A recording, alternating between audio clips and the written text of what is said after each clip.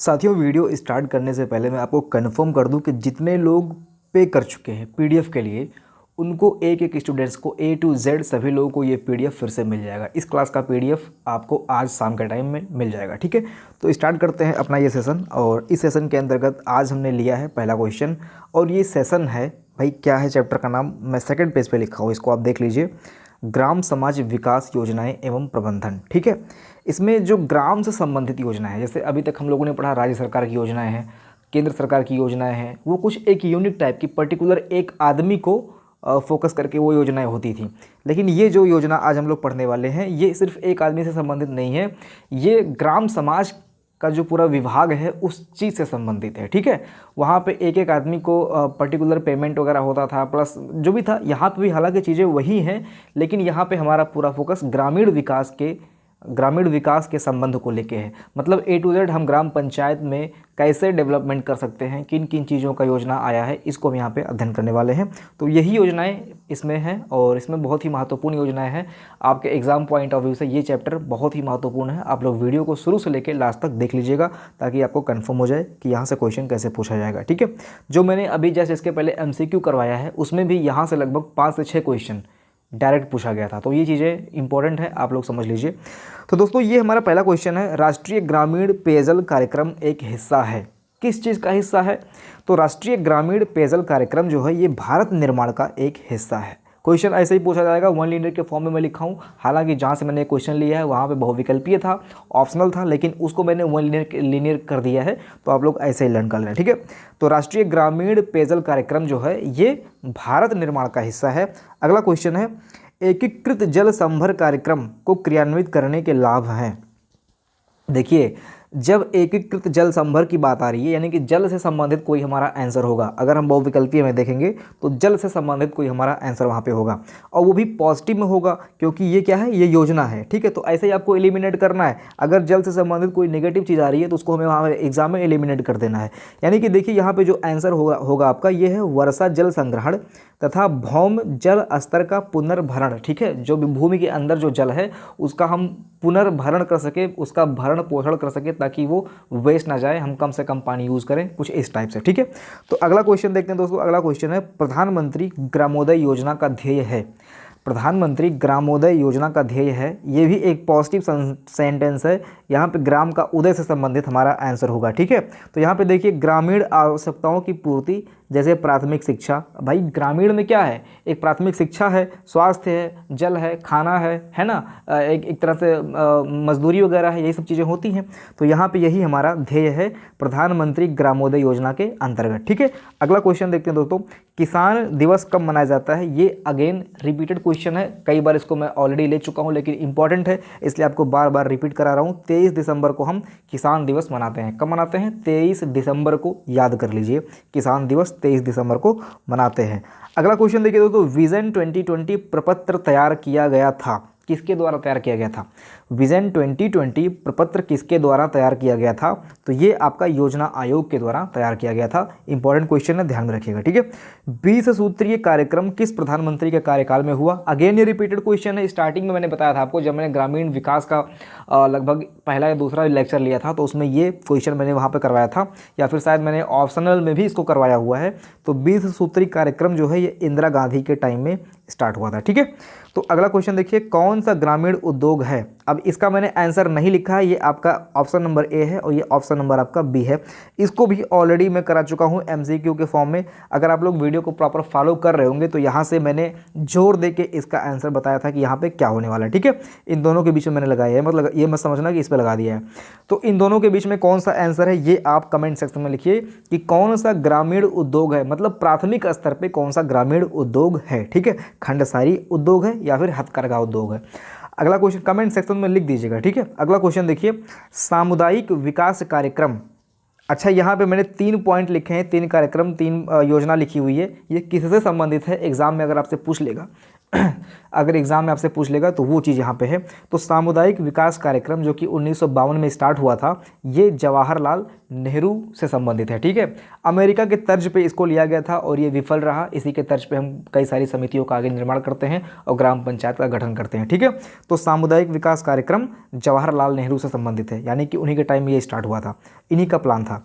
पंचायती राज व्यवस्था को संवैधानिक दर्जा किसके टाइम में मिला था? तो ये राजीव गांधी को मिला था। पंचायती राज व्यवस्था को संवैधानिक दर्जा किसको मिला था? राजीव गांधी को मिला था। आपको क्वेश्चन आपको ये बताना है कि पंचायती राज व्यवस्था का शिल्पकार किसको बोलते हैं। ठीक है, जैसे संविधान सभा का या संविधान का शिल्पकार किसे बोलते हैं, ऐसे ही क्वेश्चन बनता है कि पंचायती राज व्यवस्था का शिल्पकार किसे बोलते हैं, यानी ये किनका जो प्रपत्र वगैरह है, समिति का जो आदेश वगैरह है, उसको हम अभी भी फॉलो कर रहे हैं, कौन है वो कमेंट सेक्शन में लिखिए। ठीक है, अगला क्वेश्चन देखिए दोस्तों, अगला क्वेश्चन है आपका, क्वेश्चन का पॉइंट है प्रधानमंत्री ग्राम सड़क योजना किससे संबंधित है? तो भाई ये आपका संबंधित है अटल बिहारी वाजपेयी से। ठीक है, बहुत ही महानतम प्रधानमंत्रियों में से एक हैं हमारे देश के ये अटल बिहारी वाजपेयी, इन्हीं से संबंधित है प्रधानमंत्री ग्राम सड़क योजना। अगला, अब दोस्तों अब आते हैं अपने हम टॉपिक पे और देखते हैं कि इसमें हम किन किन योजनाओं पे आज हम यहाँ पे पॉइंट कर रहे हैं, किन किन योजनाओं को आज हम यहाँ पे पढ़ने वाले हैं। तो दोस्तों पहला योजना हमने लिया है अंत्योदय अन्न योजना। ठीक है, अंत्योदय अन्न योजना है, देखते हैं इसके अंतर्गत क्या चीज़ें हमें पढ़नी है। देखिए, अंत्योदय अन्न योजना में तत्कालीन प्रधानमंत्री अटल बिहारी वाजपेयी ने 25 दिसंबर 2000 को, ये डेट याद रख लेना, डेट बहुत ही महत्वपूर्ण है, 25 दिसंबर 2000 को अटल बिहारी वाजपेयी जी ने अपने 76वें जन्मदिन के अवसर पर योजना का शुभारंभ किया था। यहाँ पे जो दुनई लिखा हुआ है इसको आप हटा दीजिए। ठीक है, 76वें जन्मदिन के अवसर पर इस योजना का अंत्योदय अन्न योजना का शुभारंभ किया था। अंत्योदय अन्न योजना जो है ये निर्धनों को खाद्य सुरक्षा उपलब्ध, ये इसका उद्देश्य है। उद्देश्य, ये हेडिंग पहले होना चाहिए था, कोई बात नहीं। उद्देश्य इसका क्या था? उद्देश्य इसका ये था, निर्धनों को खाद्य सुरक्षा उपलब्ध कराना इसका उद्देश्य था। किसका? अंत्योदय अन्न योजना का। जब यहाँ पे अन्न लिखा हुआ है तो ऑब्वियस सी बात है हमारा फोकस खाद्य पदार्थों पे ही होने वाला है। देखिए, अगला पॉइंट आपको ये याद रखना है, केंद्रीय उपभोक्ता मामला, ये किसके अंतर्गत है, किस मंत्रालय के अंतर्गत है ये अंत्योदय अन्न योजना? तो ये है केंद्रीय उपभोक्ता मामला खाद्य एवं सार्वजनिक वितरण प्रणाली के अंतर्गत ये आता है। इसमें क्या सिस्टम है, इसमें क्या फ़ायदा क्या मिलने वाला है? देखिए, 1 करोड़ निर्धन परिवारों को 35 केजी राशन वितरित किया जाएगा। एक परिवार को, एक आदमी को नहीं, एक परिवार को 35 केजी राशन वितरित किया जाएगा, जिसमें से 20 केजी गेहूँ 2 रुपये किलो के हिसाब से और 15 किलोग्राम चावल 3 रुपये पर किलो के हिसाब से मिलने वाला है। तो ये आपका है अंत्योदय अन्न योजना, जिसमें टोटल 35 किलो राशन मिलेगा, जिसमें चावल जो है आपका ये 15 किलो है, गेहूं जो है आपका 20 किलो है। ध्यान देना, गेहूं का रेट 2 है और चावल का रेट 3 है, अदरवाइज आप इसको उल्टा कर दो। ठीक है, ध्यान रखना है कि चावल 3 है और गेहूँ 2 है। ठीक है, अब हम आते हैं अपने अगली योजना पे। अपना अगला योजना है अन्नपूर्णा योजना। दोस्तों, अन्नपूर्णा योजना जो है ये 2 अक्टूबर यानी कि महात्मा गांधी का जो जन्मदिन है उस अवसर पर 2000 में इसको लागू किया गया था। ये 65 वर्ष से ऊपर गरीब वृद्धजन को पेंशन है। ध्यान देना दोस्तों, थोड़ा सा ये अन्नपूर्णा लिखा हुआ है तो इसको आप थोड़ा कंफ्यूज मत करिएगा, ये पेंशन से संबंधित योजना है। ठीक है, 65 वर्ष से ऊपर गरीब वृद्धजन को पेंशन से संबंधित अन्नपूर्णा योजना है, इसलिए मैंने इसको यहाँ पे लिया हुआ है कि आप लोग कंफ्यूज मत होना। ठीक है, देखिए, राष्ट्रीय वृद्धा पेंशन में समाहित किया गया था इसको। देखिए, ये क्या है कि इसको फिर बाद में क्या किया गया, ये वृद्धजन पेंशन क्यों बन गया? क्योंकि अन्नपूर्णा योजना को बाद में इसको विलय कर दिया गया इसका राष्ट्रीय वृद्धावस्था पेंशन योजना में। ठीक है, इसीलिए ये पेंशन से संबंधित हो गया। और इसमें क्या है, इसमें जो 65 साल से ऊपर के लोग हैं, मतलब जो 65 साल से ऊपर के आयु के वर्ग के लोग हैं, जो गरीब हैं, उनको 10 केजी अनाज पर माह मिलेगा। ठीक है, तो यही इसका उद्देश्य है। और इसमें क्या याद करना है आपको, जस्ट वन थिंग आपको ये पॉइंट याद रखना है कि राष्ट्रीय सामाजिक सहायता कार्यक्रम 15 अगस्त 1995 को स्टार्ट हुआ था। ये अलग से आपको याद रख लेना है कि राष्ट्रीय सामाजिक सहायता कार्यक्रम 15 अगस्त 1995 को स्टार्ट हुआ था। ठीक है, बाकी ये चीज़ें आपको समझ में आ गई होगी। अन्नपूर्णा योजना है 2 अक्टूबर 2000 को स्टार्ट हुआ। इसका विलय होगा किसमें, राष्ट्रीय वृद्धावस्था पेंशन में। और ये 65 वर्ष से ऊपर जो गरीब लोग हैं उनको 10 केजी चावल या अनाज आप बोल सकते हो पर माह के हिसाब से उनको मिलेगा। यही है अन्नपूर्णा योजना। अगला योजना देखते हैं दोस्तों। अगला योजना है आपका, थोड़ा सा यहाँ पे आपको अनकंफर्ट महसूस हो सकता है, विजुअल यहाँ पे सही नहीं है तो देख लीजिए। फिलहाल जवाहर ग्राम समृद्धि योजना। जवाहर ग्राम समृद्धि योजना के अंतर्गत इसमें क्या है, जवाहर रोजगार योजना का पुनर्गठन है। पहले जो जवाहर रोजगार योजना था इसका पुनर्गठन है, फिर से इसको एडिट करके अपडेट करके जवाहर ग्राम समृद्धि योजना बनाया गया है। 1 अप्रैल 1999 में प्रारंभ हुआ। कब प्रारंभ हुआ, 1 अप्रैल 1999 में प्रारंभ हुआ और इसका विलय बाद में संपूर्ण ग्रामीण रोजगार योजना में कर दिया गया। कब, 2001 में। ठीक है, ध्यान से समझिएगा।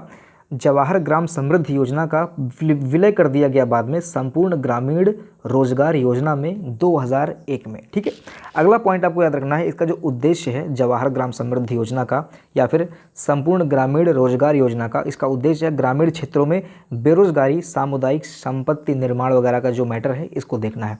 सामुदायिक संपत्ति निर्माण और बेरोजगारी पे ये फोकस करने वाली योजना है। इसमें 1-2 पॉइंट आपको याद रखना है। ग्राम पंचायत स्तर पे ये योजना लागू हुआ है। जस्ट 1 सेकंड दोस्तों।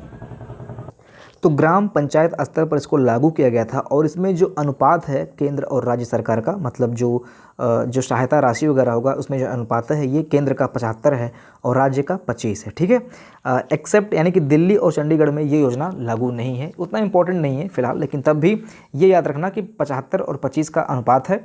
उद्देश्य क्या है, बेरोजगारी और सामुदायिक संपत्ति निर्माण का जो मैटर है उसको देखेगा।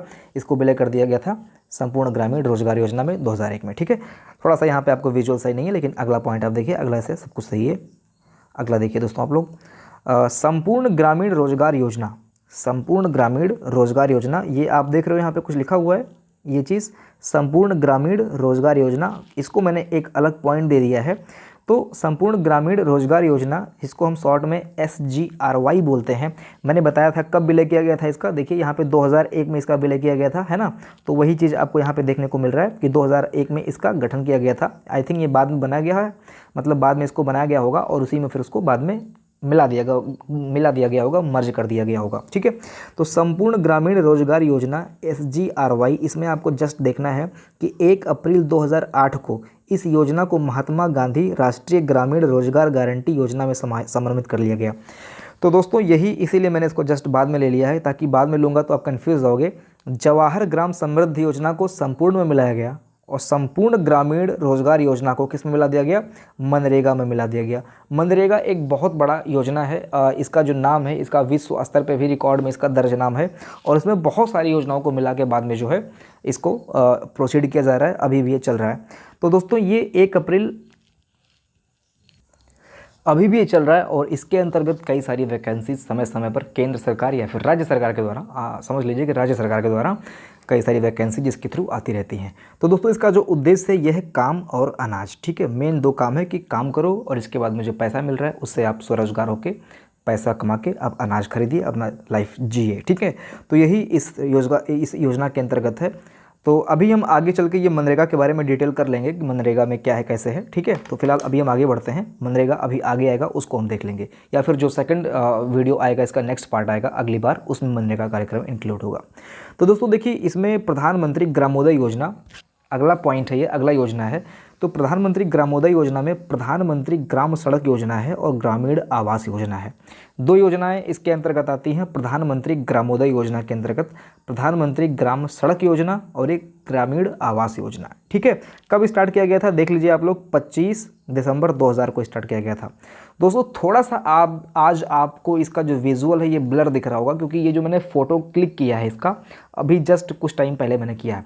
जब मैं फ़ोटो दिन में क्लिक करता हूँ तो वो चीज़ें साफ़ आती हैं, साफ़ नज़र आती हैं। मैंने कॉन्ट्रास्ट इसका बढ़ाया था, लेकिन उतना अच्छा ये बढ़ नहीं पाया है, बस इतना मैक्सिमम इसका कॉन्ट्रास्ट था। तो ये चीज़ें आपको शायद क्लियर ना दिख रही हूँ, लेकिन मुझे लग रहा है कि इनफ है, इतना तो काफ़ी ज़्यादा सही है। ठीक है, आपको साफ दिख रहा होगा, कोई दिक्कत नहीं है। तो दोस्तों ये प्रधानमंत्री ग्राम सड़क योजना देख लेते हैं, बहुत ज़्यादा इसमें नहीं देखना है। प्रधानमंत्री ग्राम सड़क योजना में 1000 से अधिक आबादी वाले गाँवों को, मतलब जिन गाँवों की आबादी 1000 है, मतलब 1000 से जनसंख्या जिस गांव की अधिक है, उन गाँवों को अगले 3 वर्ष में 12 सड़कों से जोड़ना। 12 सड़क क्या होता है? जो सड़कें 12 यानी कि 24 घंटे नहीं, मतलब 12 माह चलती रहती हैं, ऐसी सड़कें जो 12 माह चलें उनसे जोड़ना, उनसे कनेक्ट करना। इसके द्वारा जो है इसमें लगभग 60,000 करोड़ रुपए व्यय किया गया था, आवंटित किया गया था इसके लिए 60,000 करोड़। ठीक है, क्या है ये? प्रधानमंत्री ग्राम सड़क योजना। 1000 से अधिक आबादी वाले गाँवों को ये योजना प्राप्त हुआ है। कभी कभी देखते होंगे कि आप किसी गांव में सड़क ठीक ठाक है, लेकिन किसी गांव में सड़क ठीक नहीं है, तो हो सकता है वहाँ पे जनसंख्या कम हो, जो अगला गांव है उसमें जनसंख्या 1000 से कम हो, इसलिए वहाँ पे सड़क सही नहीं है, ऐसा भी हो सकता है। ठीक है, तो दोस्तों अगला पॉइंट है ग्रामीण आवास। अब ग्रामीण आवास के लिए जो है क्रेडिट कम सब्सिडी योजना है, मतलब इसको हम आगे डिटेल में कर लेंगे। इसमें आवास के लिए जो है आप क्रेडिट कम सब्सिडी योजना, कब से सब्सिडी का फ़ायदा उठा सकते हो, इसमें बस आपको इतना जानना है। अगला पॉइंट देखिए दोस्तों, दीनदयाल अंत्योदय योजना। दीनदयाल अंत्योदय योजना में भी आपको बहुत ज़्यादा डिटेल नहीं है यहाँ पे। 25 दिसंबर 2014 को ये लॉन्च हुआ था। उद्देश्य इसका है आजीविका, कौशल विकास, बेरोजगारी और प्रशिक्षण। ठीक है, दीनदयाल अंत्योदय योजना, आजीविका, कौशल विकास, बेरोजगारी तथा प्रशिक्षण। दोस्तों आपको चीज़ें शॉर्ट लग सकती हैं, लेकिन आप इतना भरोसा रखें कि जो भी चीज़ें यहाँ पे छूटेगी, या तो उसका आपको नेक्स्ट टाइम पे कभी ना कभी थ्योरी क्लास मिल जाना है, या फिर आपको एमसीक्यू में इसको कवर कराया जाना है। मतलब आपका डेटा तो एक भी छूटने वाला है नहीं। ग्रामीण परिवेश पूरा कंप्लीट डेडिकेट हूँ मैं, कंप्लीट करा के ही छोड़ूंगा। ठीक है, कहीं से भी कैसे भी करके। अगर आपको लग रहा है कि ये टॉपिक छूट गया है, तो आप कमेंट सेक्शन में लिख देना कि सर जी ये टॉपिक छूटा हुआ है, तो मैं पार्टिकुलर उस टॉपिक पे भी वीडियो बना दूंगा। कोई भी टॉपिक छूटना नहीं चाहिए। अगर आपको लगता है कोई टॉपिक छूट रहा है ग्रामीण परिवेश से संबंधित, तो आप लोग कमेंट सेक्शन में भी लिख सकते हो। ठीक है, अगला पॉइंट देखिए दोस्तों, अगला है सांसद स्थानीय क्षेत्र विकास योजना। क्या लिखा हुआ भाई? सांसद स्थानीय क्षेत्र विकास योजना। जस्ट 1 सेकेंड, देखो पता लगे यहाँ पे रिकॉर्ड ही नहीं हो रहा क्या ये भाई। हाँ दोस्तों चलिए ठीक है, मुझे लगा कि शायद रिकॉर्ड नहीं हो रहा है, तो मैं डर गया था। तो सांसद स्थानीय क्षेत्र विकास योजना, इसमें जो है 2011 से 2011-12 के बीच में ये स्टार्ट हुआ होगा। इस योजना के अंतर्गत प्रत्येक संसद सदस्य को अपने चुनाव क्षेत्र में प्रतिवर्ष 5 करोड़ की लागत तक के कार्य करवाने के लिए जिलाधीश से ये मतलब सुझाव वगैरह ले सकते हैं, या कोई प्रपत्र वगैरह ले सकते हैं। यानी कि प्रत्येक संसद को अपने चुनावी क्षेत्र में 5 करोड़ एक साल में इन्वेस्ट करना होगा। आप इतना मान के चलिए। क्या इन्वेस्ट होता है? अब होता है या फिर नहीं होता है, यानी कि 25 करोड़ 5 साल में। ठीक है भाई, क्या लिखा हुआ? प्रतिवर्ष 5 करोड़, हाँ, यानी कि 5 साल में जो है 25 करोड़। चलिए, यह है सांसद स्थानीय क्षेत्र विकास योजना। अगला पॉइंट देखते हैं। अगली योजना है दोस्तों प्रधानमंत्री आदर्श ग्राम योजना। ये 2009-10 में स्टार्ट हुआ था। देश के 44,000 गाँव जहाँ पे एसटी जनसंख्या निवास करती है, ध्यान देना यहाँ पे एसटी शॉर्ट हो गया है, देखिए, जहाँ पे एसटी जनसंख्या निवास करती है। एसटी मतलब वही SC ST OBC है ना, तो एसटी है, यानी कि ट्राइब्स जनजातियाँ जहाँ पे रहती हैं, वहाँ पे ये ऐसे 40,000 गाँव जहाँ पे ये ट्राइब्स रहती हैं, वहाँ पे ये प्रधानमंत्री आदर्श ग्राम योजना लागू है। स्टार्ट में 100 करोड़ और 100 गांव के लिए आवंटित किया गया था, यानी कि एक गांव पे 1 करोड़ रुपया। ठीक है, तो 1 करोड़ रुपया जहां पे ट्राइब्स का मैटर है उनके लिए ये इनफ फंड है, आप बोल सकते हो। ठीक है, तो अगला पॉइंट देखते हैं दोस्तों। अगला है इंदिरा आवास योजना।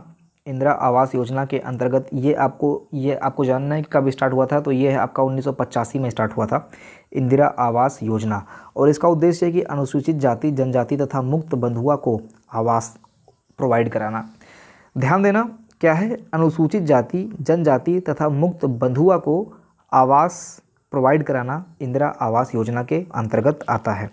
अब इसमें जो राशि निर्धारित की गई थी, स्टार्टिंग में 45,000 निर्धारित की गई थी, बाद में इसको 70,000 रुपये कर दिया गया। ठीक है, इसको भी बाद में किसी में कन्वर्ट कर दिया गया होगा मुझे लग रहा है, तो मैं अगले पार्ट में इसको कर दूंगा। जैसा भी होगा मैं डिटेल में, जैसा भी होगा मैं आपको प्रोवाइड करा दूंगा। अगर इसको किसी योजना में कन्वर्ट कर दिया गया होगा तो मैं आपको बाद में बता दूंगा। देखिए यहाँ पे बस आपको इतना जानना है फिलहाल। देखिए, सांसद आदर्श ग्राम योजना, सांसद आदर्श ग्राम योजना ये ग्रामीण समग्र विकास के लिए है। ग्रामीण समग्र विकास का मतलब ग्रामीण का संपूर्ण विकास, ग्राम का संपूर्ण विकास और इसको हम SAGY शॉर्ट में बोलते हैं। एक सांसद 3 आदर्श गांव बनाएगा, ठीक है।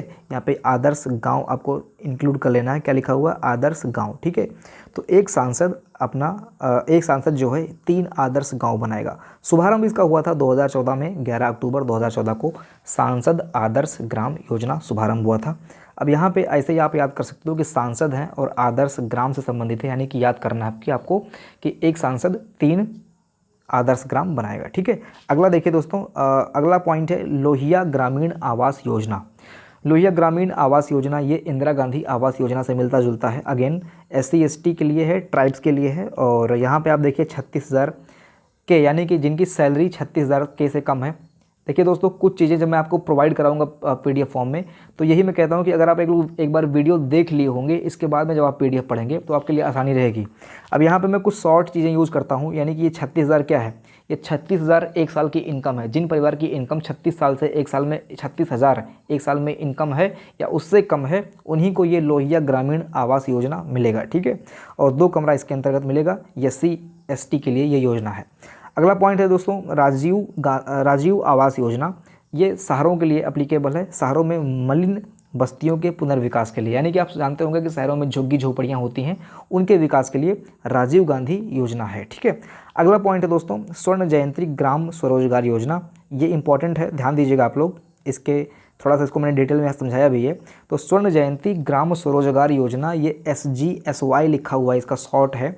और इसको जो है, इसको हम अगेन राष्ट्रीय ग्रामीण जीविका मिशन भी बोलते हैं। क्या बोलते हैं, राष्ट्रीय ग्रामीण जीविका मिशन, NRLM। अगेन इसका शॉर्ट नेम है NRLM। इसकी वैकेंसी वगैरह भी आती है। तो दोस्तों स्वर्ण जयंती ग्राम स्वरोजगार योजना में जो है, ये देखिए आपको जो इसका जो स्टार्ट हुआ था, ये 1 अप्रैल 1999 में स्टार्ट हुआ था। गरीबों के लिए स्वरोजगार और सूक्ष्म रोजगार विकसित करना, मतलब छोटे मोटे रोजगार जो ग्रामीण इलाके में विकसित हो सकते हैं, उन रोजगार को विकसित करना है, ठीक है। अब इसमें देखिए, ये इनमें पहले से चल रही 6 योजनाओं का इसमें विलय हुआ था। स्वर्ण जयंती ग्राम स्वरोजगार योजना या फिर राष्ट्रीय ग्रामीण जीविका मिशन में पहले से चल रही 6 योजनाओं का इसमें विलय कर दिया गया था। थोड़ा सा आपको ये योजनाओं पे नज़र रखना है, क्योंकि इसके पहले जो मैंने MCQ करवाया था, वहाँ पे ये क्वेश्चन आ गया था, निम्नलिखित में से किन योजनाओं का इसमें विलय नहीं किया गया था, तो वो आपको छांटना पड़ेगा। तो वो तभी आप छांट पाओगे जब यहाँ पे ये 6 आपके माइंड में होगा, ठीक है। तो ये समन्वित ग्राम विकास कार्यक्रम है, ट्राइसेम है, जो कि युवा प्रशिक्षण कार्यक्रम से संबंधित है। ये देखिए, ये इसका फुल फॉर्म होता है, फुल फॉर्म मैंने यहाँ पे नहीं लिखा हुआ है, ये शॉर्ट में ट्राइसेम आपको देखने को हर जगह मिल जाएगा। और जब भी ट्राइसेम आपको देखने को मिलेगा तो ये स्टूडेंट संबंधित लग रहा है, स्टूडेंट ट्राइसेम स्टूडेंट, ठीक है। और ये स्टूडेंट ट्राइसम को आपको युवा प्रशिक्षण कार्यक्रम से जोड़ लेना है।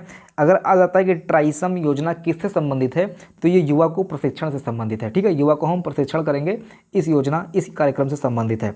तो ट्राइसम और समन्वित ग्राम विकास कार्यक्रम, महिला एवं बाल विकास कार्यक्रम, उन्नत औजार किट प्रोवाइड करना ये कार्यक्रम, 10 लाख कुआं आयोजन योजना, ये भी गंगा कल्याण योजना, ये सारे के सारे जो योजनाएं हैं, 6 योजनाएं हैं, इनको हमने इंक्लूड कर दिया है, विलय कर दिया है इसका राष्ट्रीय ग्रामीण जीविका मिशन में या फिर स्वर्ण जयंती ग्राम स्वरोजगार योजना, ठीक है। स्वर्ण जयंती ग्राम स्वरोजगार योजना 1999, ठीक है दोस्तों। तो ये 6 योजना आप लोग ध्यान से देख लीजिएगा, फिर से नज़र लगा लीजिए इसमें, ताकि अगर ऑप्शन में आपका आ रहा है एलिमिनेट करने के लिए कौन सा नहीं है तो आप वहाँ पे कर पाओ। इसमें जो केंद्र और राज्य का आवंटन राशि वगैरह सहयोग राशि देंगे, ये 75 और 25 के रेशियो में देंगे। और इसके 2 प्रमुख घटक हैं, ये है एक्टिविटी क्लस्टर और ग्रुप अप्रोच। एक्टिविटी क्लस्टर का मतलब होता है, एक्टिविटी का मतलब होता है सक्रिय, और क्लस्टर का मतलब होता है समूह, यानी कि ऐसा समूह, ऐसा युवाओं का समूह या ऐसे लोगों का समूह जो एक्टिव हों, ठीक है। और दूसरा पॉइंट है ग्रुप अप्रोच, मतलब ग्रुप अप्रोच का मतलब जो ग्रुप का पहुंच है, मतलब ठीक ठाक लेवल का होना चाहिए और उनमें आपस में समन्वय होना चाहिए। ग्रुप अप्रोच ठीक ठाक होना चाहिए, जो भी काम आप करने जा रहे हो ग्रुप में, वो काम आप कंप्लीट करके निकलो, ग्रुप में कोई तोड़ फोड़ ना हो, इस टाइप से, ठीक है। तो ये होगा ग्रुप अप्रोच। अगला पॉइंट है दोस्तों, अगला योजना है राष्ट्रीय खाद्य सुरक्षा अधिनियम, NFSA, राष्ट्रीय खाद्य सुरक्षा अधिनियम। सबके लिए भोजन और ग्राम शहर दोनों से संबंधित है। ग्राम शहर दोनों में ये योजना चलेगा। दोनों जगह पे 20 केजी चावल और गेहूं जो हो वह 3 रुपये पर केजी, मतलब गेहूं आएगा लेकिन वो गेहूं मिलेगा 3 रुपये पर केजी के हिसाब से, और 20 केजी चावल आपको मिल जाएगा। नाम है राष्ट्रीय खाद्य सुरक्षा अधिनियम। 2013 में स्टार्ट हुआ था, तो ये इंपॉर्टेंट बन जाता है, अभी जल्दी का स्टार्ट हुआ है, ठीक है। तो 20 अगस्त 2013 का ये अधिनियम है, राष्ट्रीय खाद्य सुरक्षा अधिनियम। क्या मैंने बोला, ग्राम शहर दोनों के लिए है, 20 केजी चावल, 3 रुपये पर केजी के हिसाब से गेहूँ, ठीक है, सबके लिए खाना, यही इसका नियम है। अगला पॉइंट देखिए दोस्तों, अगला क्या योजना है। तो दोस्तों राष्ट्रीय ग्रामीण आजीविका मिशन, इसका जो शॉर्ट है ये NRLM है, और इसमें जो है राजस्थान के बसवाड़ा ज़िले से स्टार्ट किया गया था। ग्राम स्तर पर स्वयं सहायता समूह, जैसा कि आप यहाँ पे देख रहे हो कि ये क्या लिखा हुआ है, ये आजीविका लिखा हुआ है। आजीविका का मतलब जीविकोपार्जन के लिए काम, यानी कि स्वयं सहायता समूह, लोग इकट्ठे होंगे, सहायता वगैरह बने, समूह इकट्ठा होगा। इसके बाद में सेल्फ हेल्प ग्रुप अपने एक दूसरे से कोऑपरेट करके चीज़ों को एनालिसिस करके कि भैया काम कहाँ पे है, कैसे काम करना है, इस चीज़ को वो समझ बूझ के अपना जो है योगदान देंगे। राष्ट्रीय ग्रामीण आजीविका मिशन का यही उद्देश्य है। समझ में नहीं आया होगा तो बस आपको बस इतना जानना है कि राष्ट्र के बसवाड़ा जिले से स्टार्ट हुआ, ग्राम स्तर पर स्वयं सहायता समूह है ये। सोनिया गांधी ने 3 जून को 2011 को स्टार्ट किया था, बस इतना ही आपको जानना है। अगला पॉइंट है रोजगार आश्वासन योजना। दोस्तों रोजगार आश्वासन योजना, इसमें क्या है, आश्वासन, यही तो हम लोग के साथ में हो रहा है। देखिए क्या है कि गवर्नमेंट आश्वासन देती है, काम नहीं करती है। पेट का रिजल्ट अभी तक नहीं दिया, लेक्चर दूंगा तो बहुत लंबा हो जाएगा, चाहता नहीं हूँ कि मैं अनावश्यक चीज़ों को यहाँ पे पेश किया जाए, लेकिन मैं तब भी कहूँगा कि बस हमें आश्वासन मिलता है, डेट मिलता है जज साहब, लेकिन निर्णय नहीं मिलता है, जजमेंट नहीं मिलता है, डेट मिलता है। यही वाली कहानी यहाँ पे है, ठीक है, स्टूडेंट्स के साथ में। रोजगार आश्वासन योजना में क्या है कि 2 अक्टूबर 1993 को स्टार्ट हुआ था, और उद्देश्य क्या था कि BPL के परिवारों में अधिकतम 2 युवाओं को 100 दिन तक का काम जो है कार्य लाभप्रद देना, यानी कि जो भी होगा भाई, बिना काम के आप लाभ नहीं प्राप्त कर सकते हो, तो यहाँ पे कार्य ही लिखा होगा। तो BPL के परिवारों में अधिकतम 2 युवाओं को 100 दिन तक लगातार काम करना, लगातार नहीं करना भाई, मतलब जो भी है 100 दिन तक काम करना है, और आई थिंक ये 1 ईयर में होगा, मनरेगा से संबंधित कुछ ऐसा ही है ना। तो यही है, बस इतना मेन पॉइंट है आपका। ये देखिए मनरेगा, यहाँ से क्वेश्चन पूछेगा दोस्तों, ये इंपॉर्टेंट है, ध्यान दीजिएगा। इससे संबंधित 2-4 फैक्ट आपको याद रखने हैं जो कि बार बार एग्जाम में पूछा जाता है। देखिए क्या है, आपको मैं डिटेल करता हूँ। पहले तो इसका पूरा नाम पूछ लेता है कि मनरेगा का पूरा नाम क्या है। क्वेश्चन नंबर 1 कि मनरेगा का पूरा नाम क्या है। यह है महात्मा गांधी राष्ट्रीय ग्रामीण रोजगार गारंटी अधिनियम, ठीक है। तो मनरेगा अधिनियम है, लास्ट में क्या है, अधिनियम है। महात्मा गांधी राष्ट्रीय ग्रामीण रोजगार गारंटी अधिनियम है। दोस्तों इसका पहले नाम था नरेगा, ठीक है, शॉर्ट कर लीजिएगा नरेगा। नेशनल करके होगा, नेशनल रूरल, है ना, ये पहले था, बाद में इसको महात्मा गांधी राष्ट्रीय ग्रामीण रोजगार गारंटी अधिनियम नाम कर दिया गया था। बोले तो मरेगा यानी कि मनरेगा, इसका जो नाम चेंज हुआ था, नामकरण हुआ था, ये 2009 में हुआ था। कब हुआ था, नरेगा से ये मनरेगा कब हुआ, ये हुआ था 2009 में, ठीक है। ये भी क्वेश्चन है कि नरेगा से मनरेगा कब हुआ, नामकरण कब हुआ, इसका नया नाम कब पड़ा, तो 2009 में पड़ा, ठीक है। ये भी क्वेश्चन बन सकता है। उद्देश्य क्या है, गरीबी, बेरोजगारी, भूख वगैरह जो भी प्रॉब्लम्स है एक इंसान के अंदर, उसको दूर करना इसका उद्देश्य है, ठीक है। तो उद्देश्य भी पूछ सकता है, गरीबी, बेरोजगारी, भूख को दूर करना, ठीक है। किसके टाइम में ये लॉन्च हुआ था, PM मनमोहन सिंह ने 2 फेब 2006 को आंध्र प्रदेश के, ये भी पूछ सकता है अगेन ये क्वेश्चन कि कब कहाँ से स्टार्ट हुआ था, तो 2006 में आंध्र प्रदेश के अनंतपुर जिले से स्टार्ट किया था। कहाँ से स्टार्ट किया था, अनंतपुर जिले से, आंध्र प्रदेश स्टेट से। काम के बदले अनाज तथा संपूर्ण ग्रामीण रोजगार योजना का विलय इसी में कर लिया गया था। मैंने बताया था ना, संपूर्ण ग्रामीण रोजगार योजना, और इसमें विलय किया गया था जवाहर रोजगार योजना का, याद कीजिए कुछ, है ना, कुछ इस टाइप से था जवाहर करके, और उसको विलय कर दिया गया संपूर्ण वाले में, और संपूर्ण वाले का विलय कर दिया गया मनरेगा वाले में। इस तरह से जो है ये मनरेगा और बढ़ता चला गया, ठीक है। तो ये अब याद रखना है कि काम के बदले अनाज तथा संपूर्ण ग्रामीण योजना दोनों का विलय जो है मनरेगा में हुआ है, और 2 फेब 2006 को स्टार्ट हुआ था आंध्र प्रदेश के अनंतपुर जिले से। अगला आपको याद रखना है इससे संबंधित पॉइंट, ये पॉइंट है देखिए, 1 अप्रैल 2008 से संपूर्ण देश में ये लागू है। कब से संपूर्ण देश में लागू है? तो ये 2008 से संपूर्ण देश में लागू है। कब ये स्टार्ट हुआ था? तो 2 फरवरी 2006 को स्टार्ट हुआ था आंध्र प्रदेश के अनंतपुर जिले से। पूरे देश में कब लागू हुआ? 1 अप्रैल 2008 से संपूर्ण देश में लागू हो गया। अब इसमें और चीज़ें देख लीजिए। अगला पॉइंट क्या देखना है आपको? चयनित जिलों में ग्रामीण क्षेत्रों में प्रत्येक परिवार के एक सदस्य को, यानी कि एक परिवार में सिर्फ एक सदस्य को, ठीक है, बोल रहा है कि चयनित जिलों में जो जिला का चयन होगा उसके ग्रामीण क्षेत्रों के प्रत्येक परिवार के एक सदस्य को वर्ष में कम से कम 100 दिन जो है काम मिलेगा। अकुशल श्रम प्रोवाइड किया जाएगा, मतलब उसमें कुशलता वगैरह नहीं देखी जाएगी, एक मोटा काम दिया जाएगा, ताकि जैसे मजदूरी वगैरह हो गई ना, तो ये जैसे पोखरा खोदने के लिए कह दिया जाएगा। अब उसमें क्या कुशलता है? कुछ नहीं, फावड़ा उठाओ, खोदते रहो दिन भर बैठ के। तो यही है, 1 साल में 100 दिन का काम दिया जाएगा। अकुशल श्रम है ये। साल में 100 दिन आपको काम करना है। परिवार में एक सदस्य को काम मिलेगा चयनित जिलों के ग्रामीण क्षेत्रों में, ठीक है। अगला पॉइंट आपको याद रखना है, मनरेगा के तहत दी जाने वाली मजदूरी उपभोक्ता मूल्य सूचकांक से संबंध है, ठीक है, ये थोड़ा ध्यान देना। मनरेगा के तहत दी जाने वाली मजदूरी जो है ये उपभोक्ता मूल्य सूचकांक से संबद्ध है। दोस्तों ये 1 लीनियर टाइप में मैं पढ़ा रहा हूँ, तो इसको यहाँ पे डिटेल करने की ज़रूरत नहीं है। डिटेल करने का क्या मतलब है, जब वहाँ से पूछेगा ही नहीं। मेन मुद्दा तो यही है कि उपभोक्ता मूल्य सूचकांक से मनरेगा के तहत दी जाने वाली मजदूरी आती है, ऐसे ही आपको समझना है। एक मोस्ट इंपॉर्टेंट क्वेश्चन जो मुझे अलग से मिला और मैंने इसको यहाँ पर लिख दिया, 2017-18 में मनरेगा में महिला की जो भागीदारी है ये कितनी थी? 40.6%। ये पूछ सकता है आपसे, ठीक है, कि 2017-18 में महिला मनरेगा में भागीदारी कितनी थी? तो 40.6% महिलाओं की भागीदारी थी मनरेगा कार्यक्रम में, ठीक है। तो मनरेगा से संबंधित ये इतना पॉइंट आपको याद रखना है। और एक्स्ट्रा पॉइंट अगर होगा तो मैं बता रहा हूँ कि MCQ जिंदाबाद, आप MCQ को भी फॉलो करते रहना, ठीक है। तो ये आज का सेशन यहीं पे समाप्त होता है, और जिन लोगों ने PDF परचेज़ किया है उनको PDF मिल जाएगा। 2-3 लेक्चर जब आएंगे साथ में एक ही बार में PDF आपको प्रोवाइड कर दिया जाएगा, क्योंकि कई सारे लोग हैं, सबको एक बार में बार PDF रोज़ सेंड करना पॉसिबल नहीं है। तो थोड़ा सा आप लोग वेट कीजिएगा, चूँकि संख्या ज़्यादा है तो मैं क्या करता हूँ कि एक ही बार में 3-4 दिन का लेक्चर या 3-4 जब PDF इकट्ठा हो जाएगा तो एक ही बार में आपको सेंड कर दूंगा, ठीक है। तो अपना ध्यान रखिएगा, मेहनत करते रहिए, मिलते अगली वीडियो में। जय हिंद।